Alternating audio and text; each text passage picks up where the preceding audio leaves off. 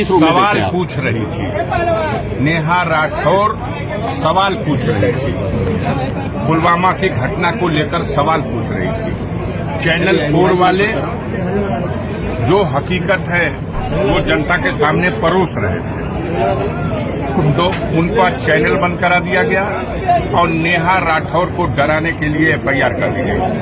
न चैनल 4 वाले डरने वाले हैं और न नेहा राठौर डरने वाली है। कुछ सवाल थे, अब तो ऐसे ऐसे सवाल हैं और पूरे देश के लोग देख रहे हैं कि अगर सरकार जवाब देने में विफल है तो वो अपनी खींच निकालने के लिए अपने शक्ति का दुरुपयोग करते हैं। तो क्या ये सही मानते हैं इस चीज को, इस चीज एफआईआर लिखे जाने को? बिल्कुल गलत मानते हैं, घोर निंदा करते हैं। लोकतंत्र की व्यवस्था है, बाबा साहब भीमराव अम्बेडकर ने संविधान में ये अधिकार दिया है। हम सवाल सरकार से नहीं पूछेंगे तो किससे पूछेंगे? इतनी बड़ी घटना हुई है, विदेशी प्रशिक्षित आतंकवादी घुसते हैं भारत की सीमा में 150 किलोमीटर अंदर आकर के और हमला करके बेगुनाह नागरिकों को, पर्यटकों को मार के चले जाते हैं। मासूम बच्चों को, महिलाओं को वो मार के चले जाते हैं और हम अपनी विफलता को छिपाने के लिए सरकार अपनी विफलता को छिपाने के लिए वो दोषी है जो इस कैंपस के अंदर जो व्यवस्था संभाल रहा है। अगर कोई घटना, दुर्घटना यहाँ होती है तो वो दोषी है। पूछा जाएगा कि चौकीदार कहाँ था, वो चौकीदार कहाँ था जब ये सीमा क्रॉस करके आतंकवादी आए? उस चौकीदार ने उनको रोकने के लिए क्या किया? और जब उन चौकीदार की तरफ से इसका जवाब नहीं आएगा तो जनता से सवाल करेगा।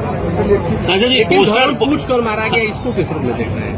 आपको ये बात कहा गया है कि इसका प्रचार करिए।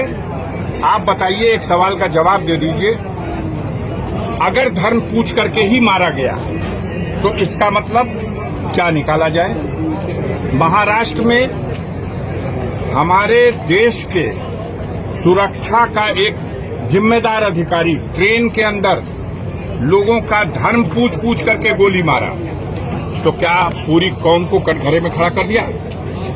क्या दुनिया नहीं देख रही है कि कश्मीर के मुकामी लोगों ने अपने जीवन को जोखिम में डाल करके, घायलों को अपनी पीठ पर लाद करके और उन असलहों से लैस आतंकवादियों की धमकी की परवाह न करते हुए दुर्गम पहाड़ियों में हजारों लोगों की जान बचाने का काम किया। सांसद जी, पोस्टर रो रहे हैं वो लोग जो बचे हैं, जिनको नया जीवन मिला है, वो उनके एहसानमंद हैं। लेकिन हमारी मीडिया के पेट में दर्द हो रही है। धर्म पूछ के मारा, उनका मकसद था धर्म के नाम पर नफरत बढ़ाओ और इसका प्रचार करने वालों का भी यही मकसद है कि धर्म के नाम पर नफरत बचाओ। तो देश कैसे मजबूत होगा? देश की एकता के सवाल पर सोचो। इसका उत्तरदायी कौन है? इसका उत्तरदायी व्यवस्था चलाने वाले लोग हैं, सरकार है। जिस सरकार की यह नाकामी है, जिसने सारे देश में ढिंढोरा पीटा कि कश्मीर में ऐसी कानून व्यवस्था है कि परिंदा पर नहीं मार सकता, और कश्मीर में इतनी बड़ी घटना हो गई और हमारा प्रधानमंत्री बिहार में जाके वोट मांग रहा है। अभी शहीद हुए लोगों की चिताओं को अग्नि भी लगाई नहीं गई और ये जाकर के वोट मांग रहा है। आपने जिनको हराया वहां पे इस समय राज्यपाल हैं, उनकी कितनी विफलता मानते हैं? अब उनकी विफलता और पूरी सरकार की विफलता, अब इस पर कुछ क्या कहने को शब्द रह गया कोई? हम बेहया हैं और हम कुछ मानेंगे ही नहीं, तो वही बात है। इन लोगों को तो चुल्लू भर पानी में डूब मरना चाहिए। जिनके आह्वान पर सारे देश के पर्यटक वहां गए, उस जम्मू कश्मीर की वादियों में सैर करने गए, अपने परिवार को साथ लेके गए। हमें तो ये भी पता चला, आज द हिंदू अखबार में लिखा है कि 3 घंटा पहले केरल हाईकोर्ट के 3 जजेस भी अपने परिवार के साथ वहां से गए थे, जो पिकनिक करने, वो लोग वापस लौट गए। तब तो बड़ा हादसा हो सकता, बड़ा हादसा हो सकता था, क्योंकि उन जजेस के ऊपर ये भी उस स्टोरी में आ रहा है।